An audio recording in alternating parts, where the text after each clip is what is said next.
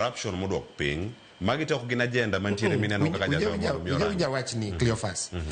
kane wachako ng'anyo 2023 ma bang' ODM kata Azimio ne wawuoyo wach mar high cost of living ne ni malo good governance okay ne ni malo omiyo ne wan ga agenda mane waluwo kaeto wach ni koro kare ji odhi obed piny wawuoyo wach mar NADCO ma ji te oyiero jotelo ma ji odhi obedo piny ma ji wuoyo mo wach ni mae koro e gima wadhi timo inclusivity e government okay mondo wang'iyane ni kaka itime koro wabedo gi kama inyalo pore wach nikech ne nitiere kata leadership joma notelo ne wach mar ng'anyo nikech machane koro ne mar opposition mar jenzi ni ichome gi komane iome gi komane tichome gi komane nikech kata agenda moro mosesom mowach ni kata press conference moro mowach ni magi weche mwadwaro ni mondo sirkal otim to mae thuolo mwamiyo sirkal mondo tim weche achiel ariyo adek gieki onge omiyo gima wadilgo sani miluongo ni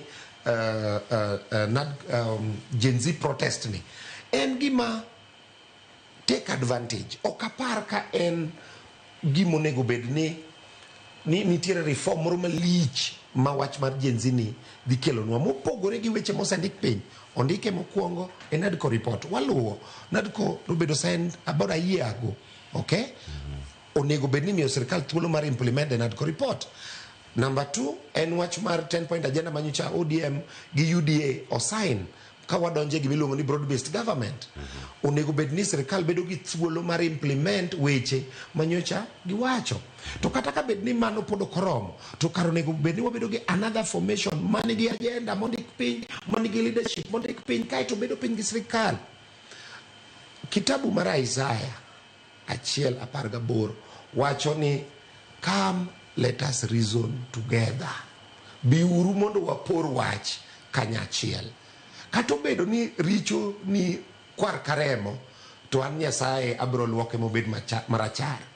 kata obedo ni richo Ruto lich makwar karemo onego bed ni wabedo gi thuolo mar poro wach thuolo mar wuoyo mane momiyo koro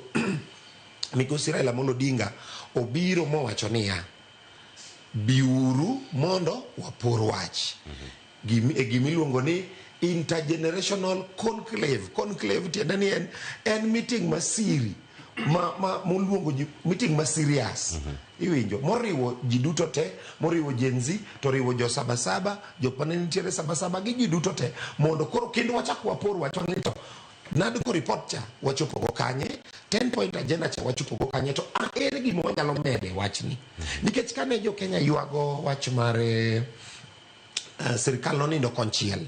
tema president nobire gi gimiluongo ni broad based government adier okaw ji duto te e chama te ODM okelo Jubilee okelo mo wabedo gi gimiluongo ni manywanda monywando ji duto te ma Kenya ka nyaka PSS nyocho medi makoro obedo to king'iyo president adier en bende okwayo mana ni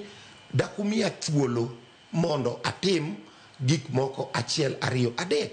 kata obedo mana ni ero odhi bedo one term kata ka ji wacho one term to do nyaka miye thuolo mondo tiek one term ne ni okay mondo mi otieki kaeto romo higni 5 to wang'iyo ni to otimo nang'o e kinde motimo gigi te kik penjo